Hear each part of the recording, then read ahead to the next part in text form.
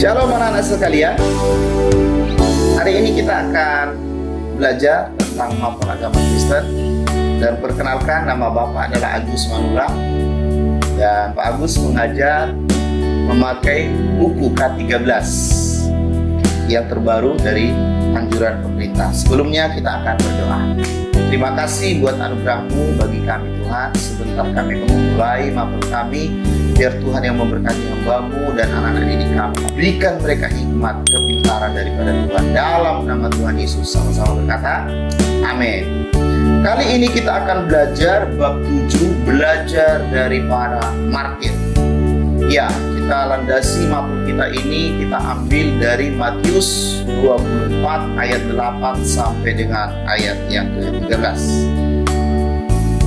Ya, tujuan pembelajaran kita lewat pelajaran ini yaitu mampu berpikir kritis dan kreatif dalam apa? Menjelaskan arti martir berdasarkan Matius 24 ayat 8 sampai 13 dan kisah para martir yang ada di Alkitab.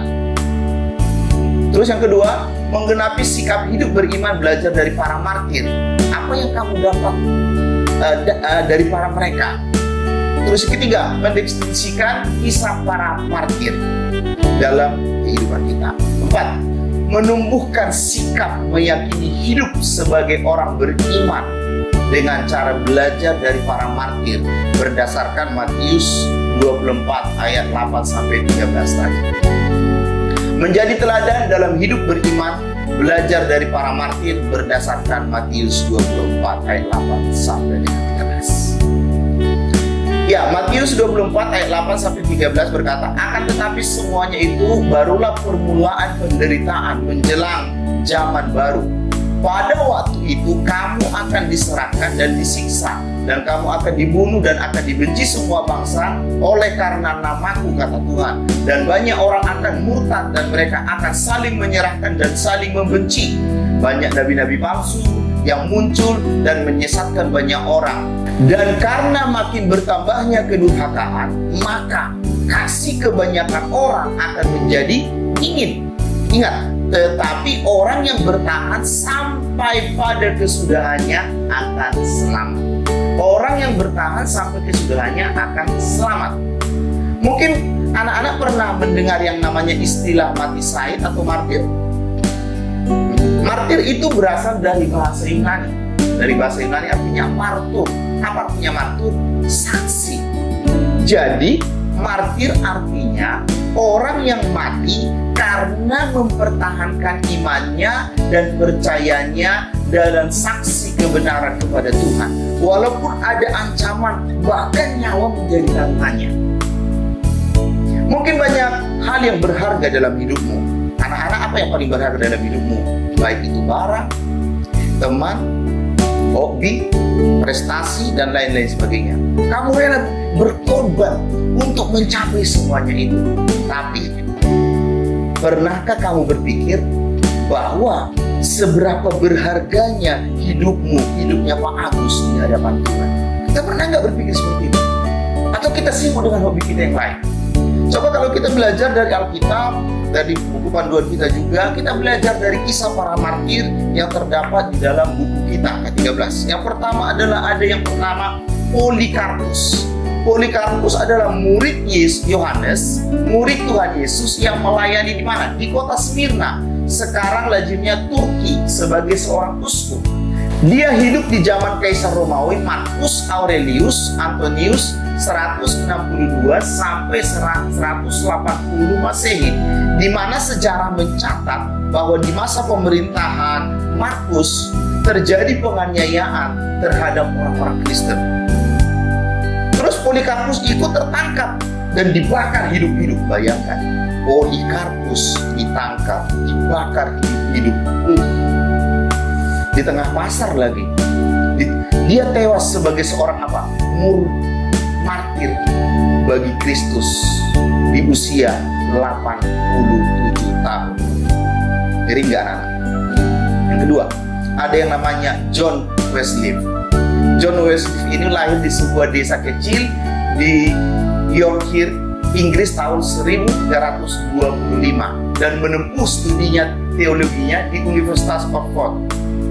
John Wycliffe ini berjuang melawan pengajaran-pengajaran yang salah dalam gereja.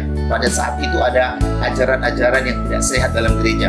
Pada saat itu semua Alkitab memakai bahasa apa? Latin. Jadi mereka nggak ngerti yang hanya dapat digunakan oleh para imam. Sedangkan banyak orang Kristen di Inggris tidak memahami, tidak ngerti bahasa Latin. Sehingga mereka hanya mendapatkan pengajaran daripada imam, dan yang justru mengajarkan bukan sesuai dengan Alkitab, malah yang bertentangan atau di luar Alkitab. Perjuangan Wycliffe dilakukan dengan cara apa? Menerjemahkan Alkitab dalam bahasa Inggris. Orang ada yang setuju, ada yang tidak setuju. Wycliffe sempat diasingkan dari gereja sampai pada akhirnya dia meninggalkan dunia pada tanggal 31 Desember 1934 di usia 56 tahun. Ngeri nggak anak-anak? Ngeri. Ketiga, William Tyndale lahir pada tahun 1494 dekat perbatasan Wales. Tyndale adalah seorang yang berpendidikan tinggi dan memiliki kemampuan berbahasa asing. Jadi dia punya kemampuan kelebihan dalam bahasa. Bahasa apa yang dia miliki adalah bahasa Inggris, bahasa Ibrani, bahasa Yunani, bahasa Jerman, bahasa Latin, dan bahasa Spanyol. 6 bahasa yang dia pelajari, yang dia kuasai. Dia pernah bersekolah di mana? Di Oxford. William ini akhirnya menyerahkan hidupnya untuk apa? Mempelajari Alkitab. Yang dipelajari Alkitab loh, bukan komik, bukan koran dan lain sebagainya. Alkitab. Dan menerjemahkan Alkitab itu dalam bahasa Inggris. Dia dicatat di dalam sejarah sebagai orang yang pertama menerjemahkan Alkitab dari bahasa aslinya Ibrani dan Yunani ke dalam bahasa Inggris. Jadi anak-anak, kalian pernah yang namanya mendengar istilah Alkitab terjemahan NIV, New King James Version. Itu salah satunya adalah terjemahan daripada beliau, ya kan? Dan masih banyak terjemahan yang lain yang sudah dikolaborasi dengan itu. Next. Lahir alasannya William menerjemahkan Alkitab ke dalam bahasa Inggris adalah keyakinan bahwa kebobrokan gereja terjadi karena firman Allah tidak diajarkan dengan benar kepada rakyat atau kepada jemaat. Alkitab disembunyikan sehingga tidak dapat membaca, bahkan akibatnya banyak ajaran-ajaran yang diterima oleh rakyat dengan salah pada saat itu. Sehingga lewat adanya William ini, maka diluruskan pengajaran itu. Gereja pada saat itu tidak menyukai apa yang dilakukan oleh William, sehingga terjemahannya dianggap sebagai apa? Terjemahan yang salah atau menyesatkan. Loh, malah terbalik. William itu menerjemahkan dari Latin, ya, Ibrani, Yunani ke Inggris. Malah orang-orang itu nggak bersyukur gitu kan, supaya mereka nggak ngerti. Malah disalahkan. William salah. Tapi alhasil karena dia memperjuangkan itu, nyawa taruhannya dia. Terus ada yang selanjutnya. Yang keempat adalah ada yang namanya John Bunyan. John Bunyan itu adalah lahir pada tanggal 30 November 1628 di mana? Di Horwood, Inggris. Dia adalah seorang sastrawan jenius, pintar dia, jenius. Kalau anak-anak lihat mukanya dia, sangat mencerminkan auranya, dia jenius. Salah satu karyanya yang terkenal adalah The Pilgrim's Progress atau Perjalanan Seorang Musafir yang diterbitkan tahun 1678. Pada tahun 1660, di saat Raja Charles II memerintah di Inggris, terjadi penganiayaan terhadap siapa? Orang-orang Kristen. Orang Kristen yang tidak sepaham dengan gereja Inggris. Salah satunya ditangkap adalah John Bunyan ini. Yes. John Bunyan dipenjarakan selama 12 tahun. Kondisi penjara yang buruk tidak membuat semangat iman John Bunyan ini runtuh. Dia tetap berkarya lewat apa? Tulisan-tulisannya. Sampai tahun 1672, Raja Charles II ini membatalkan semua hukuman kepada John ini. Karena apa? Dibebaskan dan dia terus berkarya. Oh, puji Tuhan. ada angin segar terjadi dalam dirinya. Pada akhir dia meninggal dunia pada tanggal 31 Agustus 1658 di London. Itu adalah perjalanan hidupnya. Tapi ada yang kelima. Yang kelima adalah Dietrich Bonhoeffer, seorang pendeta di sebuah gereja Jerman pada abad modern, tepatnya pada masa Nazi. Raja Nazi berkuasa di Jerman pada saat itu di wilayah Eropa. Menolak apa? Kebijakan Hitler. Karena Hitler ini adalah pemimpin Nazi pada saat itu, untuk melenyapkan orang-orang Yahudi, untuk memperbudak mereka. Jadi orang Yahudi itu diperbudak, mau dilenyapkan mereka, ya, karena Nazi ini. Baginya menolak kebijakan Hitler sekalipun diancam akan dihukum dengan cara mempertahankan anugerah keselamatan yang mahal harganya. Anugerah itu tidak bisa dipakai untuk tunduk kepada penguasa yang berbuat jahat, tidak adil dan menindas. Dia nggak takut pada saat itu. Pada akhirnya Bonhoeffer ini ditangkap dan dijatuhi hukuman mati oleh pemerintah Hitler. Makanya pada saat itu kan Hitler sangat kejam, terkenal pada saat itu. Nah sekarang, apa yang membuat para martir ini mau mati, mau berkorban demi imannya kepada Tuhan? Ada apa di balik itu? Karena mereka punya satu keyakinan. Bagi mereka, sosok pengajaran Yesus dan pribadi Yesus begitu berharga untuk dipertahankan dalam hidupnya. Itu yang membuat mereka mau martir. Secara manusia siapa yang mau mati? Gak mau dong, enak hidup, masih enak makan, minum, jalan dan lain sebagainya. Tapi para martirnya tadi, yang 5 orang tadi, mereka mempertahankan iman karena mereka tahu Yesuslah number one dalam hidup mereka. Bagaimana dengan anak-anak? Bagaimana dengan Pak Agus? Baik, bagaimana dengan kita semua umat Tuhan? Menjadi pertanyaan besar bagi kita. Bukan hanya Yesus adalah Tuhan, tetapi juga sumber kehidupan dalam diri mereka dan juga kita. Bagi mereka, hidup tanpa Yesus jauh lebih menyedihkan dibandingkan dengan hidup tanpa harta sekalipun.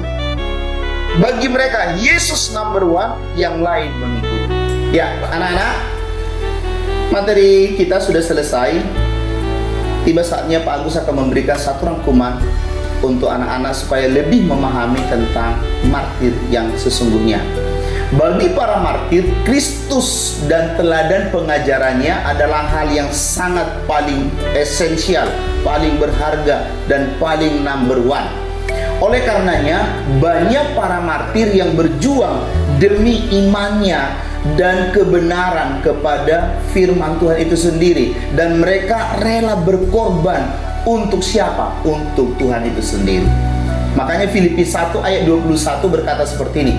Karena bagiku hidup adalah Kristus dan mati adalah keuntungan. Ini kata Paulus. Karena bagiku hidup adalah Kristus dan mati juga adalah apa? Keuntungan. Jadi kematian dalam konteks anak Tuhan bukan sesuatu hal yang disedihkan, melainkan untung besar. Karena apa? Kita sudah bertemu langsung dengan Bapa kita. Sebagai orang Kristen, seharusnya Kristus menjadi yang sangat esensial, yang sangat berharga dari semua yang berharga di dunia ini dalam diri kita. Ya, kita bisa menghadapi tantangan yang berat dan keselamatan di dunia bisa terancam. Tetapi Tuhan Yesus menginginkan kita, menginginkan Pak Agus, menginginkan anak-anak, menginginkan semua anak Tuhan untuk kita tetap bertahan. Sampai kapan, Pak? Sampai kesudahannya. Kira-kira Pak Agus mau nanya, kira-kira Selo, engkau bisa bertahan sampai kesudahannya? Kristi, engkau bisa bertahan sampai hari kesudahannya mempertahankan iman? Paulus, engkau bisa bertahan sampai hari kesudahannya demi Kristus? Siapa lagi?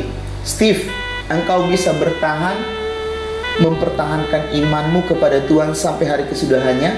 Tentunya pertanyaan ini hanya kita dan Tuhan yang tahu. Tetapi sebagai anak Tuhan, hendaklah kita belajar daripada para martir. Mereka tidak takut tantangan, tidak takut ancaman, tidak takut bahaya. Bahkan nyawa mereka pertaruhkan demi cinta mereka kepada Tuhan. Kisah Para Rasul 4 ayat 12. Firman Tuhan berkata seperti ini, dan keselamatan tidak ada di dalam siapapun juga selain di dalam Dia, Tuhan Yesus. Sebab di bawah kolong langit ini tidak ada nama lain yang diberikan kepada manusia yang olehnya kita dapat diselamatkan. Ini kata firman Tuhan bagi kita anak-anak.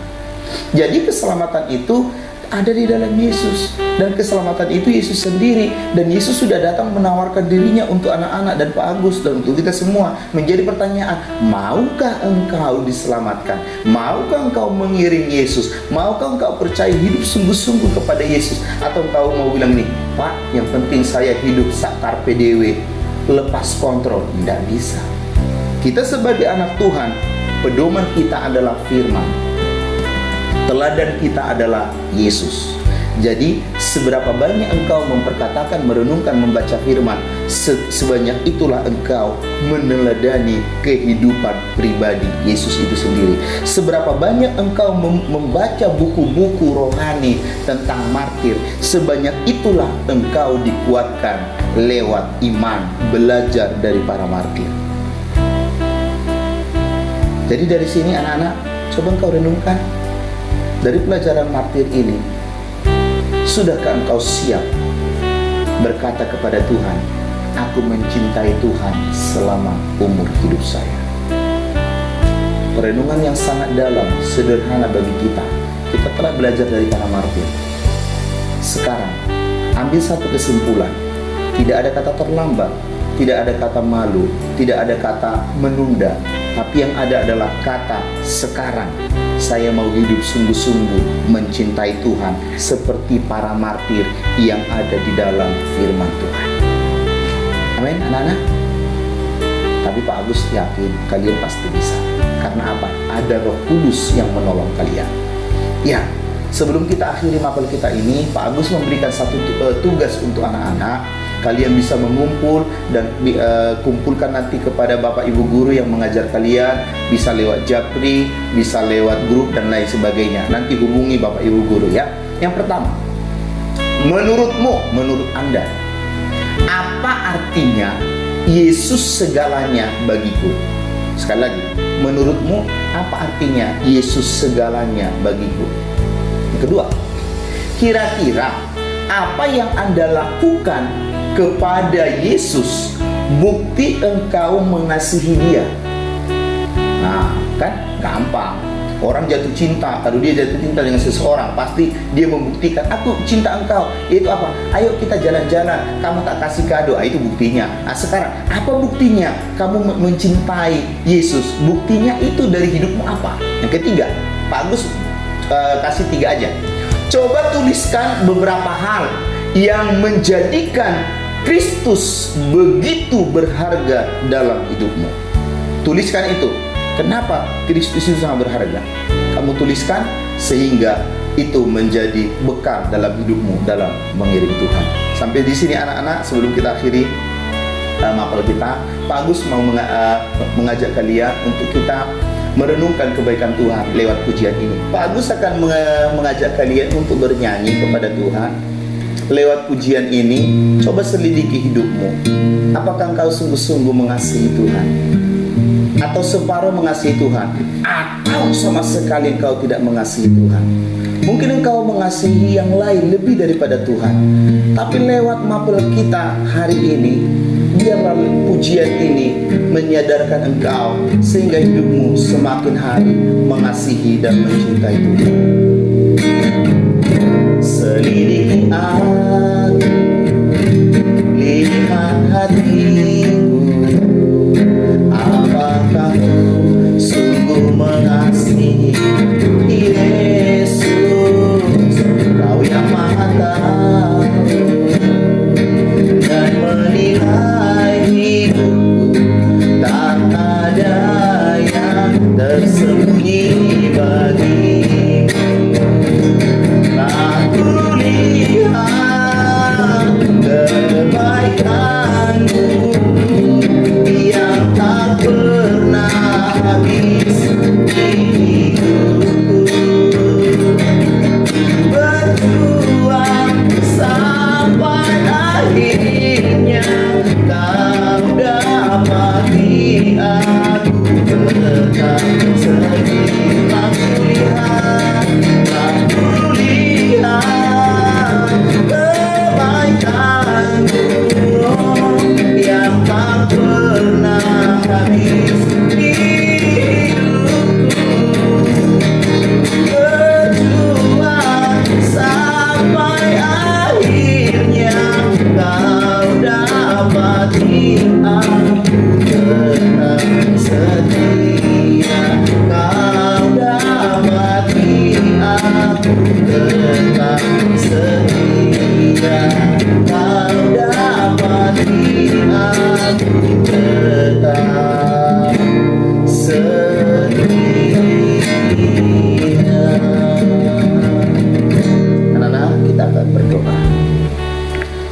kasih Tuhan Yesus buat mapel kami hari ini. Terima kasih lewat pelajaran kami hari ini. Terima kasih lewat ujian yang mengingatkan kami supaya kami tetap setia mengiring dan mencintai Tuhan. Apapun yang terjadi, Yesuslah number one dalam diri kami. Sekali Yesus, tetaplah Yesus. Dan ajar kami, tuntun kami Roh Kudus, supaya kami bisa hidup seturut dengan kehendak Yesus, mengikuti pribadi Yesus teladan hidup kami. Di dalam nama Tuhan Yesus, berkati anak-anak didik kami, sehingga mereka bukan cuma hanya mendengar setiap mata pelajaran lewat firman Tuhan, tapi mereka melakukan dalam hidup mereka, supaya nama Tuhan dipermuliakan. Dalam nama Tuhan Yesus Kristus kami berdoa dan bersyukur. Haleluya. Amin, amin. Selamat berjuang anak-anak. Tetap Yesus yang number one dalam hidupmu. Tuhan Yesus memberkati. Sampai ketemu. Bye-bye.